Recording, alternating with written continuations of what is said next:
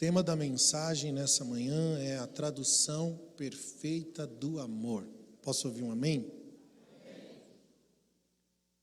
A pregação é continuação do assunto que nós iniciamos quinta-feira aqui no nosso discipulado. Diz assim: um novo mandamento vos dou, disse Jesus. Qual que é? Que vos amei uns aos outros, assim como eu vos amei, que vós também vos ameis uns aos outros. Então nisto, vou repetir, é nisto que os homens conhecerão que vocês são meus discípulos, se tiverdes amor uns pelos outros. Amém? Pode se assentar, fica à vontade. Espírito Santo, nós te damos liberdade nessa manhã. Fala conosco, não o que nós queremos ouvir, mas o que nós precisamos ouvir. Entregamos a Ti o nosso coração, a nossa mente, os nossos sentimentos e pensamentos, que eles sejam alinhados com os seus. Fique à vontade, fala conosco. Amém. Bom, amados, o resumo de tudo que nós precisamos compreender, praticar, viver, cumprir, nosso vocacional está ligado ao amor. Deus é amor. E aí a Bíblia vai dizer que quem não ama não conhece a Deus. Então eu preciso entender sobre o amor, eu preciso viver o amor, eu tenho que estar totalmente comprometido com o amor, porque ele é a base, é o fundamento do cumprimento de tudo aquilo que é o propósito de Deus para as nossas vidas. Uma vez que o próprio Deus é a pessoa do amor. O primeiro e grande mandamento é amar a Deus. Amar a Deus sobre todas as coisas, com todas as suas forças, com todo o seu pensamento, enfim. Mas o segundo mandamento é semelhante ao primeiro, que diz: ame o teu próximo como a ti mesmo. Aí vem Jesus e faz uma atualização desse negócio de amar o próximo, e ele diz: um novo mandamento vos dou. Um novo mandamento vos dou, é uma atualização, que vos ameis uns aos outros como eu vos amei. Então nós temos uma responsabilidade aqui, preste atenção, porque a nossa incumbência, aquilo que rege o nosso senso de missão, a nossa responsabilidade com a vida, com o mundo, está ligado à forma como eu amo. Não é o que eu faço, não é o trabalho que eu dedico, não é a função que eu opero, mas é a forma como eu amo, porque eu posso estar fazendo as coisas muito bem e isso não ser amor. E a Bíblia vai dizer isso lá em Coríntios capítulo 13, que faz definição do amor, dizendo: ainda que eu fale a língua dos homens e dos anjos, ainda que eu tenha poderes, sinais em nome do Cristo, ainda que eu tenha dons de profecia, de revelações e de toda a ciência, a Bíblia diz que se eu não tiver amor, nada disso me aproveitaria. Ou seja, seria tudo em vão. Então não é o fazer, não é a operação, não é o trabalho, é a realidade que isso é dentro de mim. Por isso que na nossa jornada com Cristo, nós precisamos ser transformados no nosso interior, para que de dentro do nosso interior isso transborde para o lado de fora. Por isso que avivamento é quando rios de águas vivas fluem de onde? Do nosso interior, que jorra para a vida eterna. Mas ela jorra de onde? De dentro para fora. é uma transformação de dentro para fora, não de fora para dentro. Não é se eu fizer aquilo ou aquilo outro, pronto, Deus vai me aceitar, eu vou ser santo, vou ser salvo, eu vou ser liberto, não sei. Nós temos essa ideia de que se eu mudo o comportamento, então eu sou liberto. E na verdade, eu sou liberto para mudar o comportamento. É de dentro para fora, não é de fora para dentro. E aí a gente precisa entender essa dinâmica de amar o próximo, uma vez que toda a missão, toda a responsabilidade, a comprovação da nossa eleição em Cristo, da nossa salvação na eternidade, está ligada no como nós trabalhamos nesse formato de amar o próximo. Eu preciso entender. Primeiro, amar o próximo não é amar o que está perto. A gente pensa que é amar o que está perto. Mas é amar o seguinte, gerado através de nós. É como se a pessoa passasse por dentro de mim para ser gerada. Isso é amar o próximo. Não é fazer o bem ao próximo como quem faz para quem está perto. Sabe? E nem no sentido de uma colocação para satisfazer a minha mente, que me diz que se eu cumprir a tarefa, eu estou sendo obediente a Deus. Mas é no sentido de uma palavra que foi empenhada, de um compromisso que foi assumido. É amar o próximo dentro de uma esfera de aliança. Não de simplesmente um benefício que foi realizado ao outro. Então, não é fazer algo como quem faz a sua parte. Muitas vezes nós pensamos que é isso. Eu amo o próximo. Aí você vai lá e dá uma marmitex para o próximo que está morando na rua. E aí a gente acha que é assim que nós amamos o próximo. Mas amar o próximo é uma transferência. É no sentido de eu continuar ligado a Ele. Quem está entendendo, diga amém. Amar o próximo, conforme diz as Escrituras, tem que gerar vínculo. Porque a natureza do amor vai estar produzindo dentro de nós um movimento que vai gerar outras expressões da mesma natureza e que vai construir vínculo. Então o amor de Deus, o amor que nós temos que amar, ele deve ser comparado a um rio. Porque o rio é uma fonte que gera um fluxo. Se você beber água do rio, você bebe água do rio, daqui 10 minutos você vai lá beber de novo, é outra água. Por quê? Porque tem um fluxo, não é a mesma água mais. Então o amor é como um fluxo de um rio, que hoje eu sirvo uma pessoa, amanhã eu vou servir a mesma pessoa, só que com outro fluxo, porque é outra necessidade, é outro momento. Então a dinâmica do amor, ele vai envolver sacrifício, e sacrifício de forma intencional. E esse sacrifício vai produzir no outro uma fé operante. Irmão, qual é a melhor forma de expressar a nossa fé? Qual é a melhor forma de nós professarmos a fé? Trabalhando em favor do outro. Você não professa a fé dizendo, eu declaro em nome de Jesus, eu creio. Não são palavras. A fé tem que ser expressada com atitudes. Então fé, grave isso, fé só é de verdade quando é em favor do outro. Fé em favor de si mesmo não é fé, é cresça. Por isso que eu não devo me apresentar diante de Deus em favor de mim mesmo.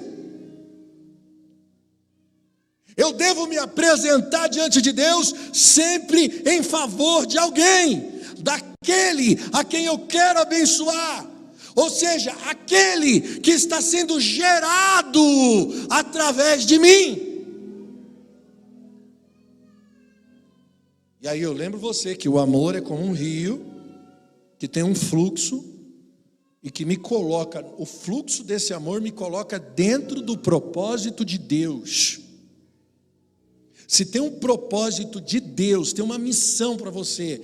Se você, irmão, qual que é a minha responsabilidade? Pastor, qual que é o meu chamado? O que Deus quer de mim? Eu vou traduzir em poucas palavras. O que Deus espera de você, qual é o teu chamado? O teu chamado são pessoas. Pessoas que estão à sua volta. Pessoas que estão na sua frente. O próximo. E o próximo não é quem está perto. Eu vou repetir. É o que é gerado através de você. Por isso que não faz sentido.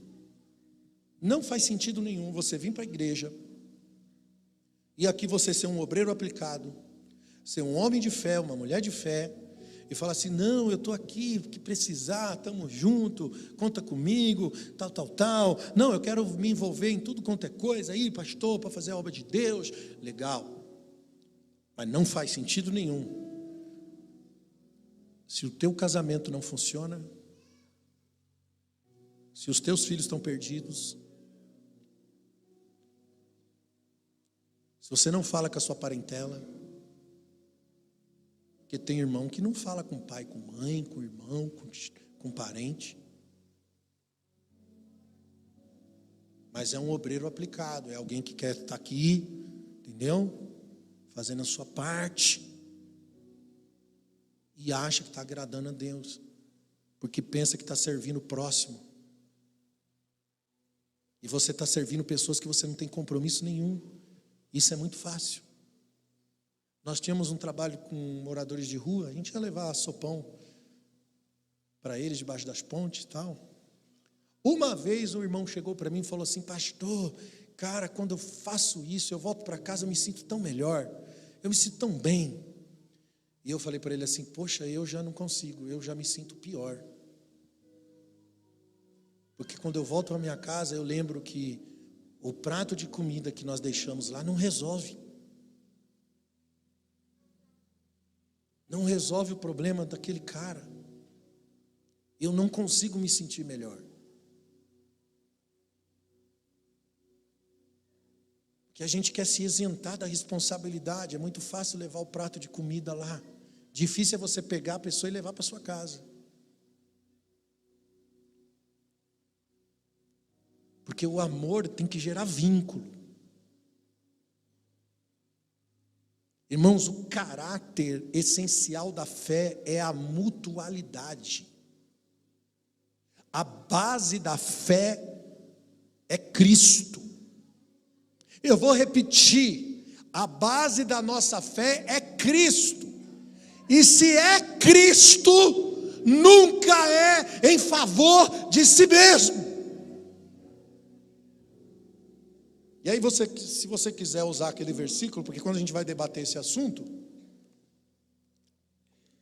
as pessoas sempre usam um versículo de Evangelho de João, capítulo 14, versículo 14, que diz, se pedires alguma coisa em meu nome, Jesus disse, eu o farei.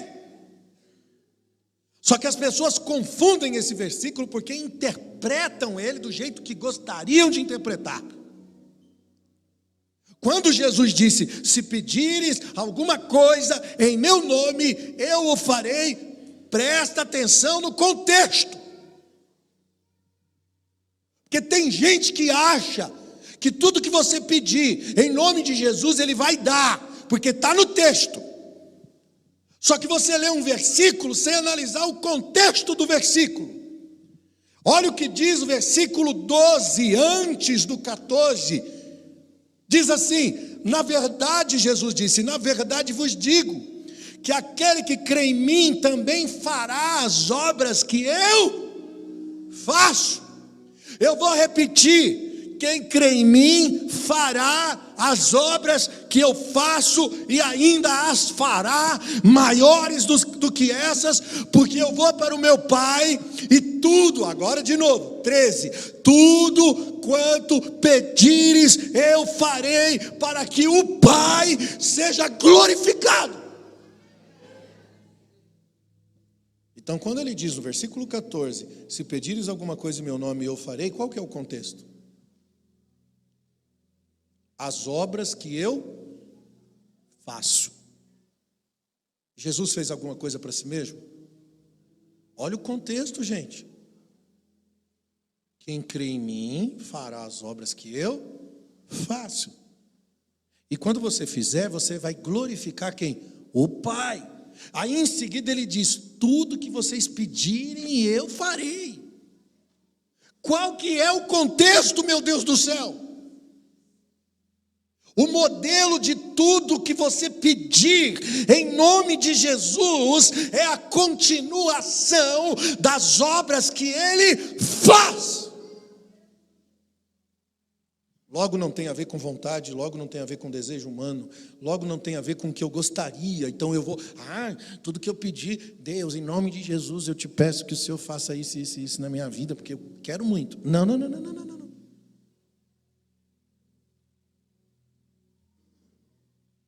O contexto são as obras que eu faço. Olha o versículo 10. Crês tu que estou no Pai? Jesus disse. Que o Pai está em mim? E que as palavras que eu digo para vocês não são de mim mesmo, mas são do Pai que está comigo, e que é Ele que faz as obras. Então, quando eu peço alguma coisa em nome de Jesus, irmãos, tudo que pedires em meu nome é para fazer as mesmas obras que Ele fez, que são do Pai. As palavras que eu digo para vocês, ele disse, não digo de mim mesmo, mas eu digo porque o Pai está em mim, e é Ele que faz as obras através de mim. Então Deus não vai dar para você o que você pedir, porque você pediu em nome de Jesus. Não é o nome de Jesus, mas é o nome que Jesus representa. Não é o nome de Jesus numa reza. Porque se eu orar em nome de Jesus, não! É em nome de Jesus, em nome do nome que representa Jesus, o nome da missão e do propósito. Por isso que Tiago explica melhor, quando ele escreve no capítulo 4 e no versículo 3, ei, pediu e não recebeu, por quê? Pediu mal. E aí ele explica o que é pedir mal. Você pediu para gastar no próprio deleite. Ou seja, pediu para você. Aí ele vai dizer depois, batalha espiritual. Sujeitai-vos a Deus, resisti ao diabo, ele fugirá de vós. Chegai-vos a Deus, ele vos chegará a vós outros. Limpai as mãos, pecadores, vós sede de ânimo dobre, purificai os corações. Posso fazer um desafio para você aqui nessa manhã?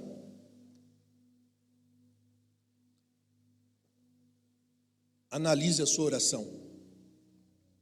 Tem coragem? Pega a sua oração. Se é que, tu ora, né, irmão? Posso ouvir um amém aí? Pega a tua oração e analisa. Veja se há alguma coisa na sua oração que é em favor de você mesmo.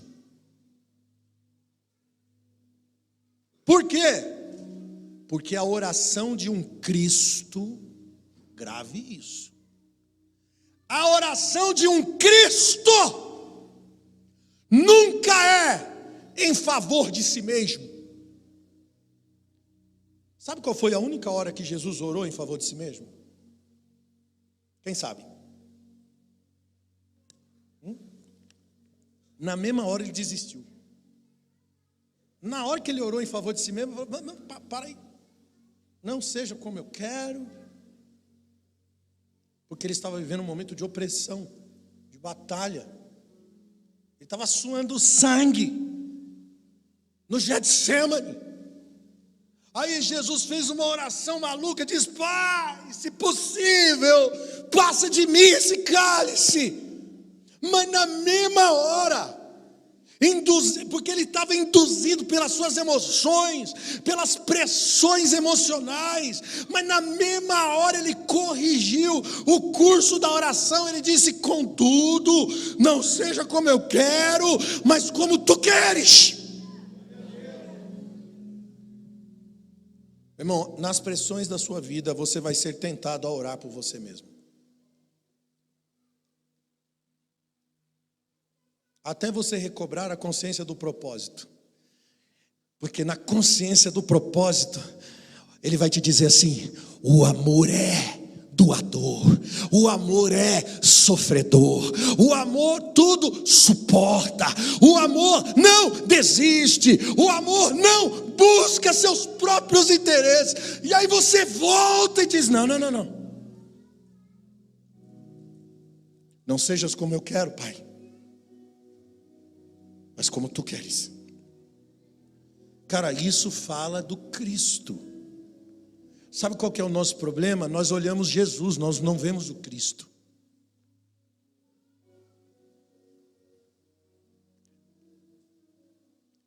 E Jesus tem que se tornar Cristo na sua vida. O nome que está acima de todo nome é o de Cristo. Jesus só é o meu Salvador na forma de Cristo. E Ele é Salvador porque Ele não fez nada, absolutamente nada, em favor de si mesmo. Tudo que Ele fez em favor dos seus irmãos.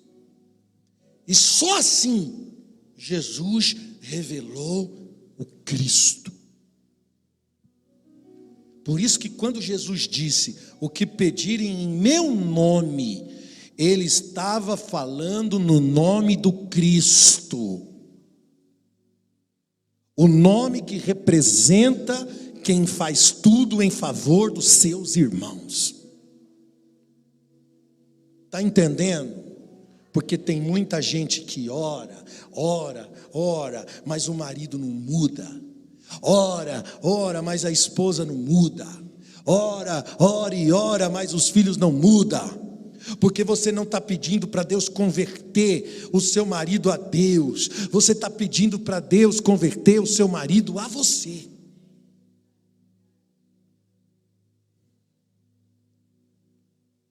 Para quê? Para que tua vida melhorar.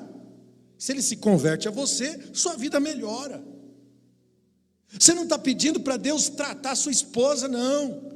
Você está pedindo para Deus pela mulher que você acha que você merece, para finalmente você terminar o dia realizado. Eu estou mentindo. Não é pelos filhos que você está orando, porque no fim é por você mesmo, porque você quer os filhos que você sonhou.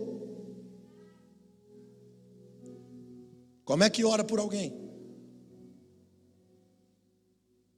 Vou te explicar. Quer orar por alguém? Se apresente a Deus em favor dessa pessoa. Presta atenção. Para que você possa entender, na oração intercessória por alguém, quem precisa entender alguma coisa sou eu que estou orando por alguém. Para que eu possa entender o que Deus quer fazer através de mim, para entregar em favor dessa pessoa. Pegou? Oração não é para Deus liberar a bênção dele sobre a pessoa, não. Você está orando por alguém e fala, Deus, abençoa fulano e não sei o quê. Não, irmão, a oração intercessória, a oração por alguém, é para que você se torne, no processo de Deus, o abençoador da pessoa. É para eu me tornar alguém semelhante ao Pai na vida do outro. Por isso que na minha oração eu tenho que estar entregando virtudes em favor do meu irmão. Olha o que Paulo escreve em 1 Coríntios capítulo 13, no verso 9. Ele diz assim: em parte nós conhecemos, em parte nós profetizamos, mas quando vier o que é perfeito, então o que é em parte será aniquilado. Quando eu era menino, falava como menino, sentia como menino, pensava como menino, mas logo quando eu cheguei a ser homem, acabei com as coisas de menino. Porque agora nós vemos por um espelho em enigma, mas então o veremos face a face. Agora eu o conheço em parte, mas então o conhecerei como também sou conhecido. Pega isso. Eu o conhecerei como também sou conhecido. Então permanecem a fé, a esperança, o amor, e desses três o amor é o maior. O que é que ele está dizendo? Irmão, esse é o caminho de nós nos tornarmos perfeitos em amor. Esse é o caminho de nós nos tornarmos a pessoa completa em Cristo. Por isso que a evidência da maturidade é que nós não nos conhecemos mais como nós gostaríamos de ser e nem como nós achamos que nos conhecemos. Por isso que o texto diz assim: e eu então conhecerei como também sou conhecido. E olha só, em parte conhecemos, mas vai chegar o dia perfeito, o dia da plenitude. O dia de me tornar pessoa completa. Eu me conhecerei como sou conhecido por Deus. Então, maturidade é você se conhecer como Deus te conhece. Não, eu vou repetir, quem sabe você dá um glória a Deus aí. Maturidade é você se conhecer como Deus te conhece, irmão. É eu ter de mim e de tudo que vou fazer, toda a direção que eu preciso tomar na minha vida, uma perspectiva de Deus que vem da eternidade para mim. Por isso que eu não vou viver mais de expectativa humana da divindade. O que é a expectativa humana da divindade? É alguém que está esperando Deus fazer alguma coisa. Eu espero que Deus faça isso por mim. Nessa vibe aí, tem pessoas querendo que Deus o conheça como ele acha que se conhece. Tem gente tentando dizer para Deus quem é. Eu já vi irmão orando, que a gente ia nos montes da vida. Quem já foi no monte? Irmão subia no monte, aquela muvuca de crente, aí você escutava os irmãos orando. Ó Deus, ó Senhor. E estava lá, os crentes orando e berrando e orando bem alto para todo mundo ouvir. Tu sabes, Senhor, tu sabes que tenho orado, ó Senhor, tu sabes que tenho pagado o preço, tu sabes que tenho subido os montes, ele lá no monte, tu sabes, Senhor, que sou marido de uma só mulher, tu sabe, o cara está tentando ver, está tentando convencer a Deus.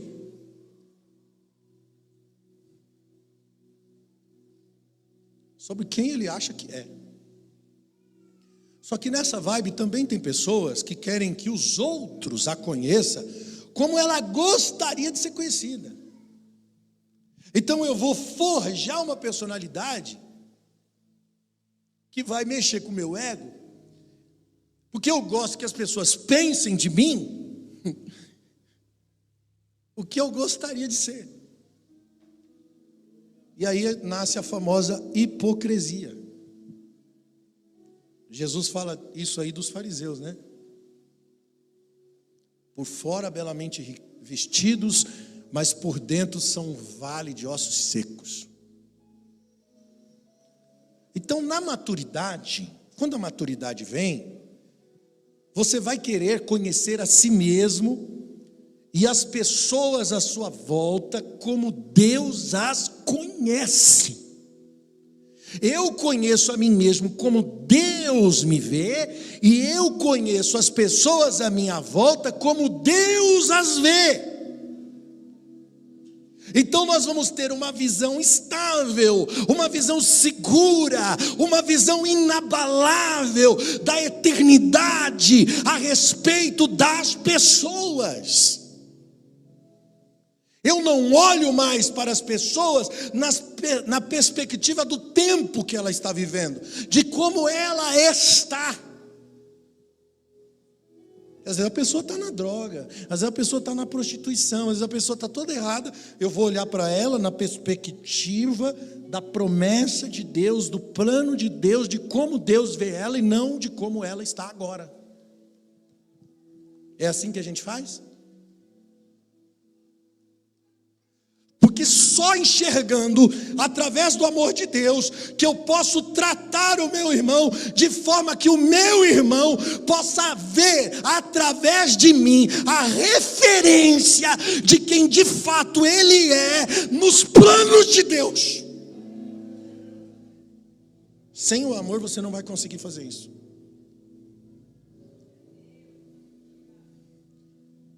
Sabe o que acontece com a crentaiada? Mais atrapalha do que ajuda. Por isso que o apóstolo Paulo, quando escreve lá 1 Coríntios capítulo 11, que é o texto da ceia, ele fala assim: a reunião de vocês aí, esse culto de vocês, mais fazem mal do que bem. Porque vocês se reúnem para comer apressadamente o próprio pão, enquanto tem outras pessoas passando necessidades.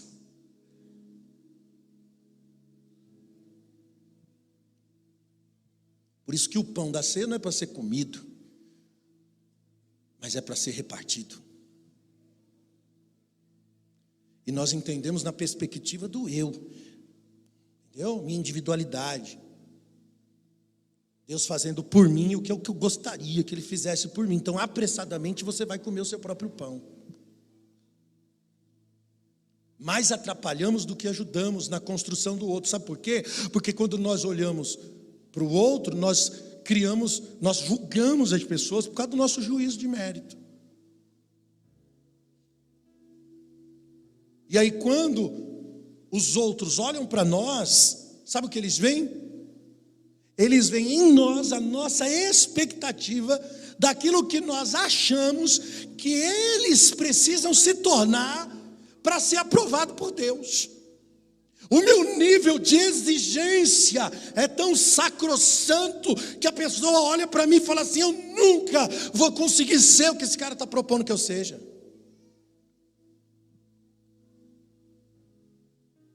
Porque a nossa crença de futuro vai projetar para eles a pessoa que talvez um dia eles possam vir a ser, se converter. Ah, sai daí, senão vai para o inferno. Viu? Não para não disso aí que você vai para o inferno. A gente quer ganhar as pessoas mostrando o inferno para elas, no lugar de mostrar o céu. Quem está entendendo o que eu estou falando? Sabe o que nós deveríamos ser para as pessoas? Escute, irmão. Quando o seu filho olhar nos teus olhos, quando a tua esposa olhar nos teus olhos, o teu esposo olhar nos teus olhos, o seu irmão, o seu vizinho, todos que compõem a sua mesa de relacionamento, quando as pessoas olharem nos teus olhos, porque os olhos são a janela da alma de alguém, então quando as pessoas olharem nos teus olhos, elas precisam ver luz nos teus olhos. Se os seus olhos forem bons, o corpo está livre das trevas, será abençoado. Mas se os teus olhos forem maus, o corpo todo está em trevas. O mundo lá fora precisa ver através dos seus olhos, conforme Deus as vê na eternidade. Independente de como a pessoa está, independente de como a pessoa se encontra, essa pessoa não precisa lidar com as suas expectativas sobre quem ela deveria ser. Porque agora ela tem em você a referência absoluta de quem ela é aos olhos de Deus. Por isso que Paulo vai dizer, vamos ficar só nas minhas palavras, 2 Coríntios capítulo 5, versículo 16, ele diz: assim que por daqui em diante a ninguém mais conhecemos segundo a carne, ainda que temos conhecido a Cristo segundo a carne. Por quê? Porque olha o versículo 18, tudo isso provém de Deus, que nos reconciliou consigo mesmo por Jesus Cristo, e agora nos deu o ministério da reconciliação. Não, ele me reconciliou e me deu um ministério. O que é ministério? É uma missão, é uma incumbência. Qual que é a minha missão? Reconciliar. Assim como ele me reconciliou, agora eu tenho uma missão: reconciliar pessoas. Porque você não é mais para o outro o que parece ser um parâmetro impossível de alcançar. Porque tem gente que é um parâmetro impossível de alcançar.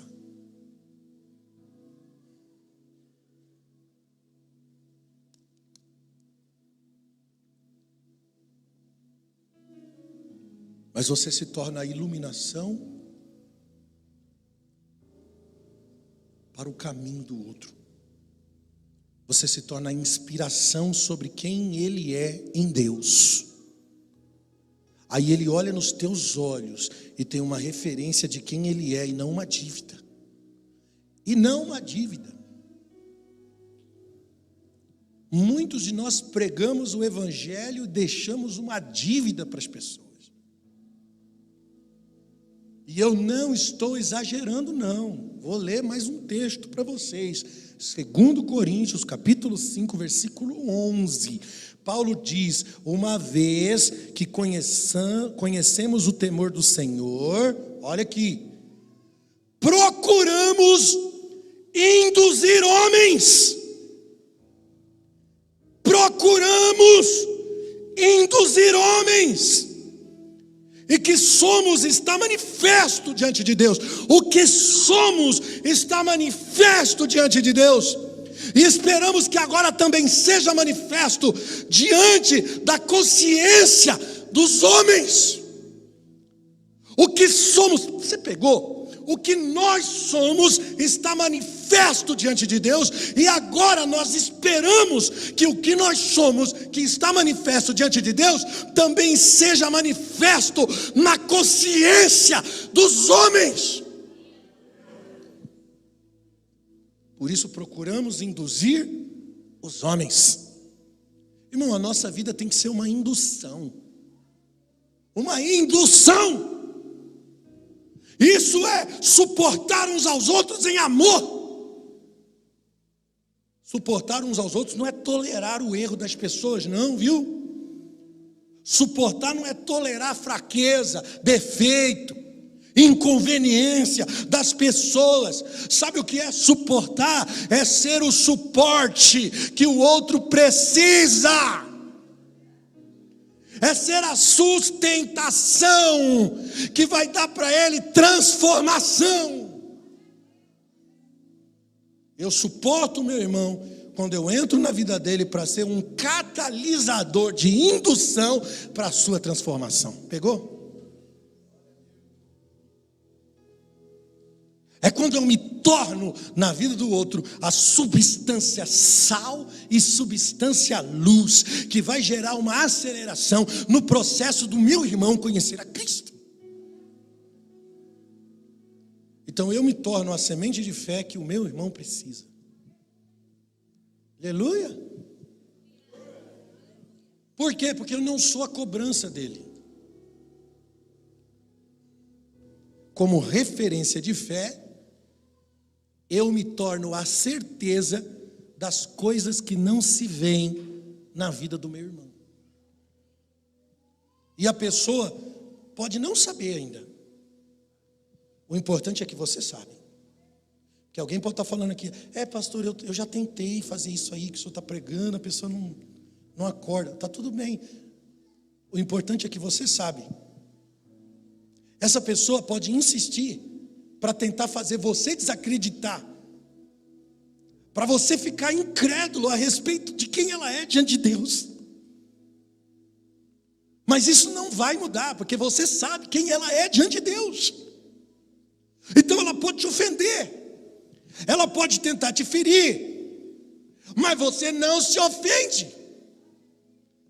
Não, eu vou repetir essa parte. Você não se ofende, queridinho. Por quê? Porque você tem uma revelação da pessoa sobre quem ela é de verdade. E quem ela é de verdade é quem ela é diante dos olhos de Deus, e não o que ela está vivendo agora.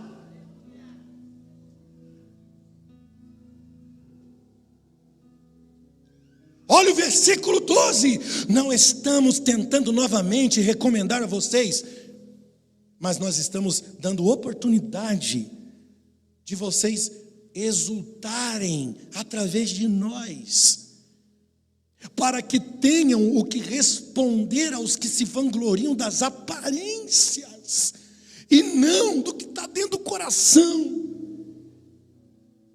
O que é se exultar em nós? Se alegrar por causa da minha vida, dar às pessoas um motivo de alegria, eu me tornar alguém que vai dar alegria.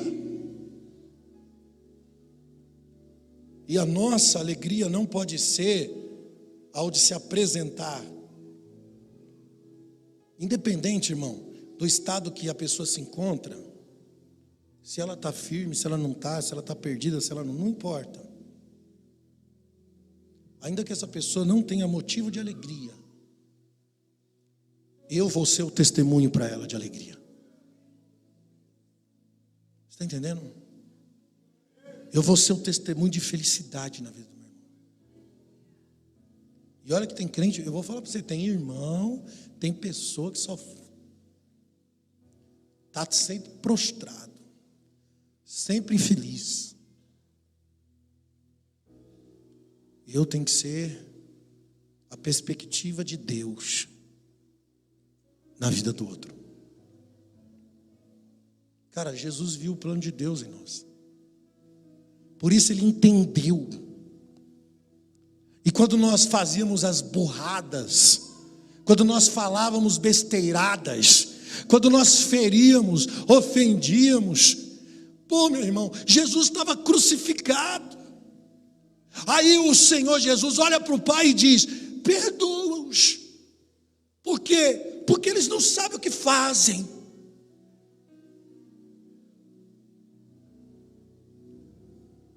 Olha o suporte de olhar para mim, na minha ignorância, na minha cegueira, na minha intolerância, ter a sensibilidade, porque isso é sensibilidade, olhar para o outro, entender que o mal que ele pratica é porque ele não conhece quem ele é de verdade, ele não conhece o plano do Pai para ele. Aleluia. E nessa esfera é a parte mais difícil de lidar com o crente, porque quando você está servindo alguém, sempre tem outro alguém para fazer julgamento.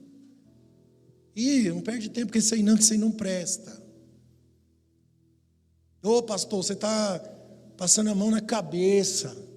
Está passando a mão na cabeça do pecado dos outros. Quem faz juízo de mérito está o tempo todo assim, porque o padrão dele é o seguinte: todo mundo santo e perfeito.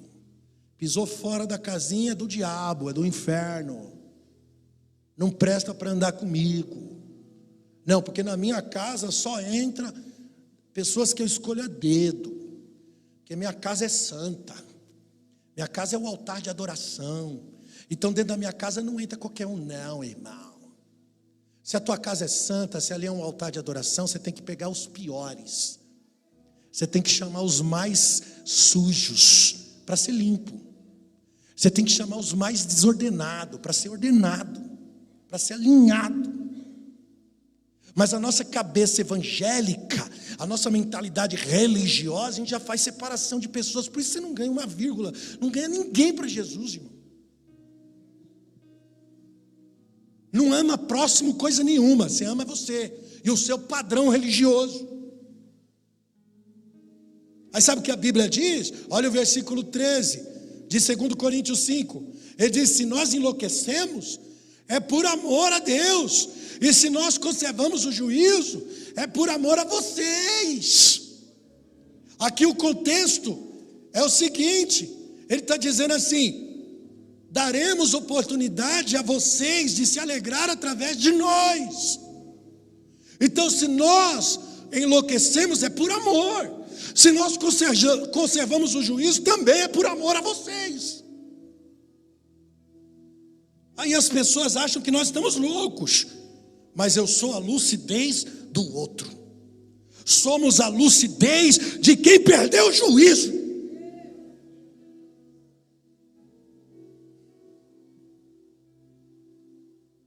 Se nós somos cristãos, qual que é o exemplo do Cristo na nossa vida? 2 Coríntios 5,14. Pois o amor de Cristo nos constrange, porque estamos convencidos que Ele morreu por todos. Logo, agora, todos morreram. Ele morreu por todos, para quê? Para quê, meu Deus do céu? Para que aqueles que vivem, não vivam mais para si mesmos, mas vivam por aquele que morreu por eles e ressuscitou.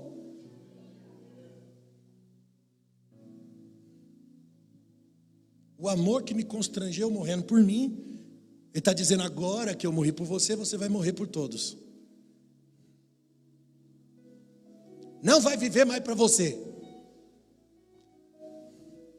mas vai viver por aquele que morreu e ressuscitou por você. Então, deixa eu falar uma coisa para você aqui muito séria: não viva mais para si mesmo. Não há fé em favor de si mesmo. O justo viverá da fé, não o crente. Crente não, crente vive de crença. Por isso que a fé não é para formar crente, a fé é para formar justo. Crente até o diabo é.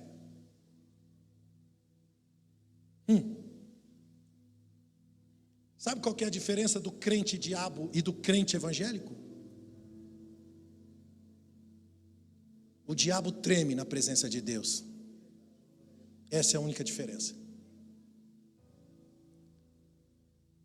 Você não foi chamado para ser crente, você foi chamado para ser justo. Quem está entendendo o que eu estou falando? Se a fé é para formar um justo, o justo é justo quando dá aos outros aquilo que Cristo oferece. Quer que eu repita? O justo só é justo quando dá aos outros aquilo que Cristo oferece. Por isso que o justo é aquele que pratica a justiça. O crente que vive na crença, ele vai fazer juízo daquilo que ele acha que o outro merece. Por isso que o crente não consegue perdoar, o crente não consegue fazer o bem a alguém que fez mal para ele, o crente não consegue fazer alguma coisa em favor de alguém que ele julga no seu juízo de mérito da sua crença, porque ele acha que o outro não merece. Esse é o crente. Agora o justo não. O justo vai investir a sua vida na indução. Ele é um indutor. Ele vai induzir o outro para fazer justiça em favor daquele que não merece. Por isso que a fé não forma crente, a fé forma justo. Então quer saber de uma coisa, irmão? Levanta a sua mão, eu vou abençoar a sua vida aí. Faz assim com a sua mão. Seja liberto das crenças. Você não foi chamado para ser crente, você foi chamado para ser justo. Seja liberto das crenças da religião. Seja liberto das crenças dos seus pais. Seja liberto das crenças das tradições. Seja liberto da crença da justiça própria. Seja liberto das crenças criadas pelo padrão da sua verdade, da sua justiça própria, e não da verdade de Deus. Liberte os seus filhos das suas crenças, para que os seus filhos sejam inspirados pela sua fé e não pela sua crença. Olha o versículo 16: de modo que de agora em diante a ninguém conhecemos do ponto de vista humano, ainda que conhecemos a Cristo desse ponto de vista, agora já não o conhecemos mais assim. Irmão, ainda que nós conhecemos a Jesus segundo a carne, nós não o vemos mais assim. Sabe como nós o vemos agora? Nós o vemos como o Cristo, porque morreu Jesus e ressuscitou o Cristo. Então a minha fé não está em Jesus por aquilo que Ele pode fazer por mim, mas a minha fé está no Cristo, pelo que Ele vai fazer através de mim e em mim. A gente tem que viver isso aqui, ó. 2 Coríntios 3,18. Somos transformados de glória em glória na mesma imagem pelo Espírito do Senhor. Nós temos que viver isso aqui. Colossenses 1,27. Eis que quis Deus dar a conhecer entre os gentios a sua gloriosa riqueza desse mistério. Qual que é? Cristo em vocês, esperança da glória. Olha o que diz o versículo 28 desse texto: nós proclamamos, advertindo, ensinando cada um com toda sabedoria, a fim de que apresentemos todo o homem perfeito em Cristo. Em Cristo. Irmão, a igreja não pode revelar a glória de Deus até que ela se torne a congregação dos Cristos. Você pegou?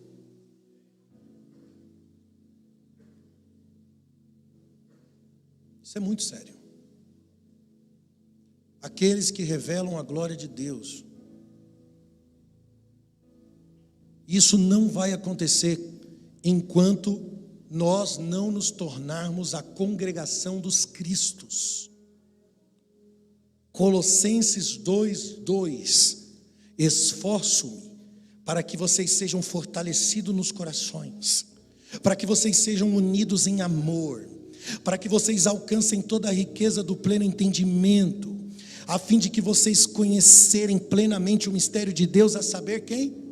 O Cristo. Nele estão escondidos todos os tesouros da sabedoria e do conhecimento de Deus. Então, para mim, está muito clara a nossa vocação. Cristo, através de nós, sendo representado no mundo. Porque em Cristo estão escondidos todos os tesouros, toda a ciência, toda a sabedoria, todo o conhecimento de Deus. Aleluia. Aí ele vai dizer em 2 Coríntios 5,17: portanto, se alguém está em Cristo, é uma nova criatura, as coisas antigas já passaram, surgiram coisas novas. Tudo isso provém de Deus, que nos reconciliou consigo mesmo por meio de Cristo, nos deu o ministério da reconciliação.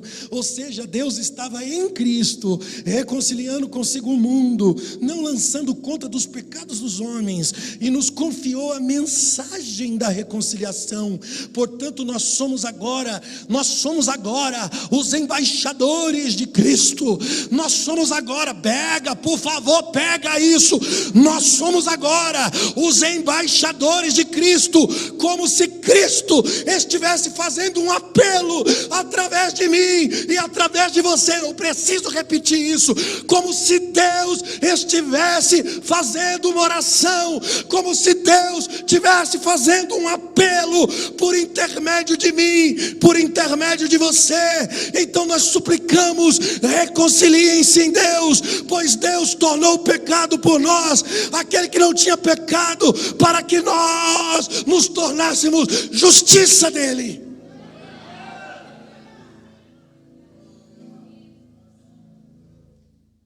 Aí você olha para os crentes, vamos olhar para os crentes. No lugar dos crentes serem o apelo de Deus em favor do mundo, o que eles estão fazendo? Apelo para Deus em favor de si mesmo. Só que o texto diz: quando nós nos tornamos embaixadores de Cristo, representantes de Cristo no mundo, Deus está fazendo um apelo por intermédio de nós em favor das pessoas no mundo. Por isso que os cristãos, os cristos, eles são o apelo de Deus, eles são o clamor de Deus em favor do mundo. Irmão, se torne a oração direcionada por Deus em favor dos outros que estão à sua volta. Por isso que eu tenho que descobrir o que Deus quer pedir através de mim em favor do outro, para que o outro seja formado filho de Deus. Por isso que orar pelo outro é isso, é descobrir o que Deus quer pedir através de mim para tocar o outro, para tocar aquele que ainda não viu como eu vejo, não viu a luz como eu vejo. Por isso que o nosso ministério não é ficar denunciando o pecado das pessoas. Houve um tempo na minha vida que eu achava que era isso.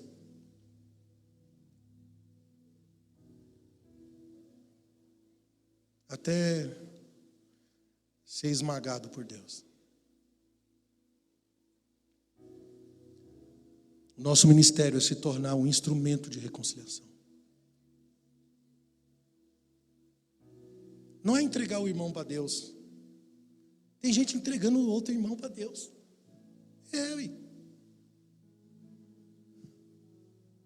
Entregando para Deus.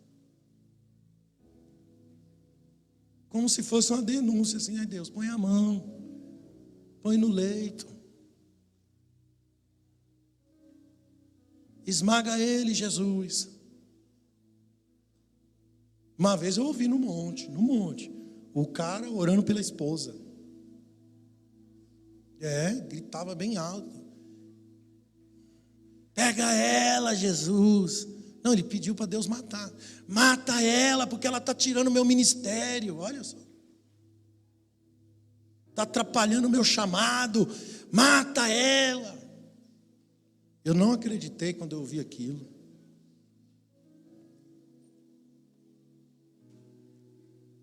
Isso é grotesco. Mas tem gente que...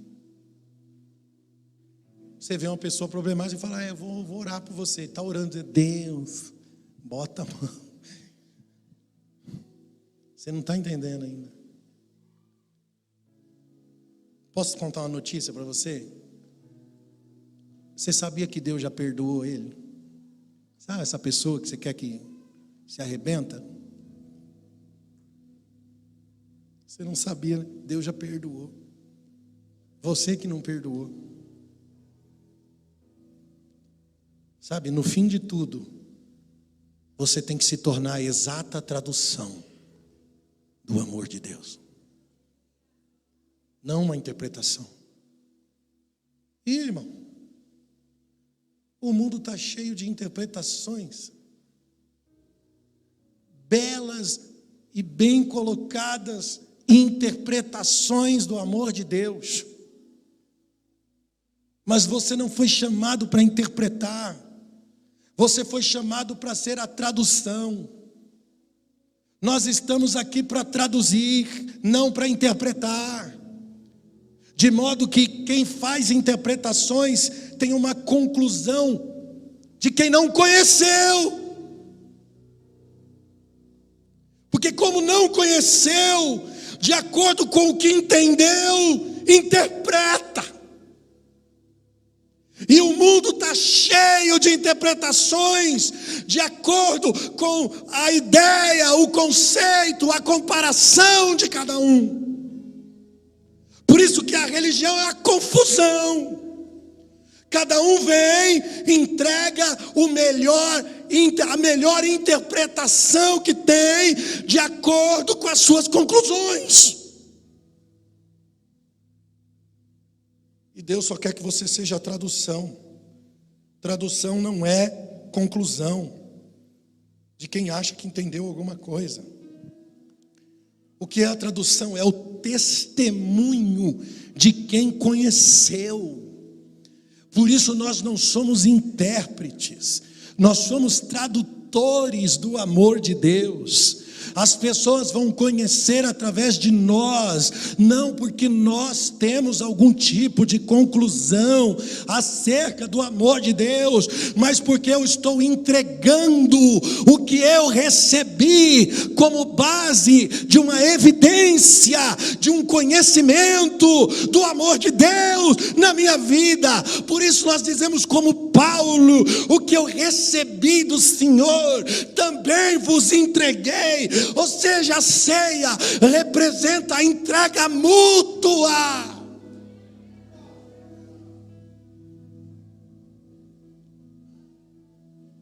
Sabe o que acontece com os intérpretes? Eles são científicos.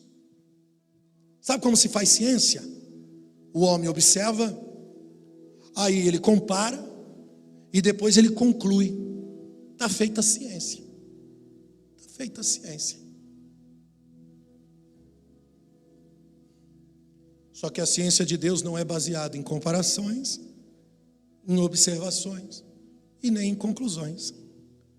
A ciência de Deus é baseada na revelação. É uma prova real de uma vivência,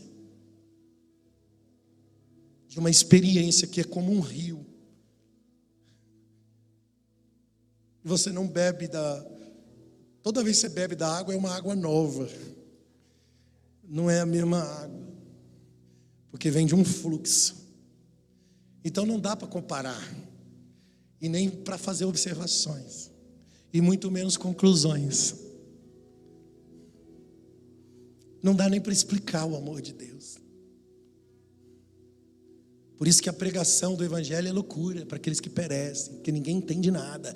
Como é que Deus se faz homem e sobe no madeiro e sangra até a morte por mim e por você, pecadores miseráveis que não merecem?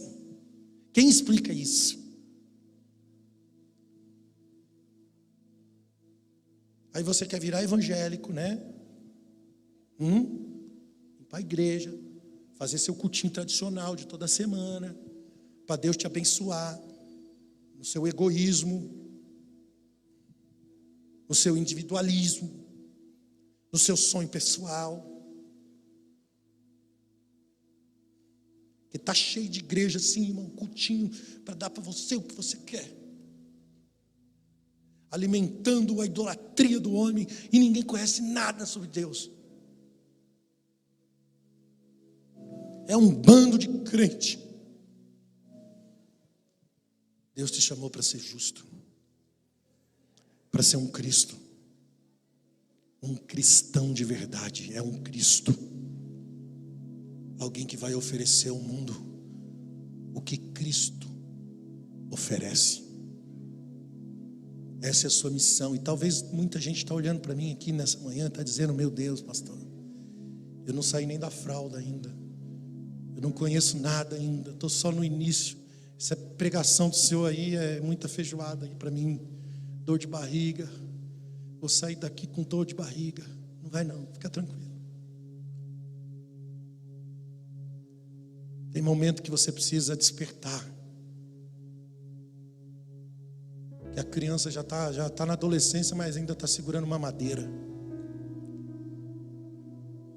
Hoje tem adulto, irmão, preso na adolescência. Cara com 40 anos, cabeça de adolescente. Pode isso, Arnaldo? Mas é o que mais tem aí fora.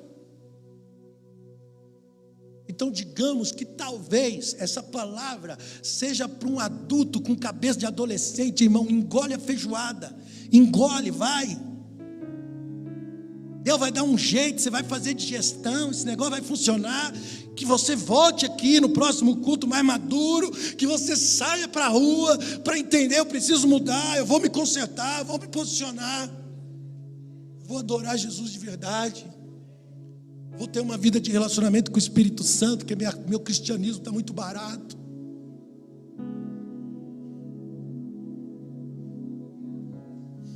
Quem não ora, não adora, não chora, não sente mais nada.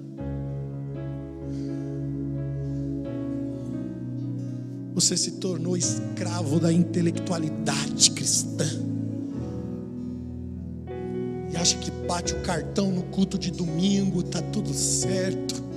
Eu fui para a igreja essa semana, fiz a minha parte.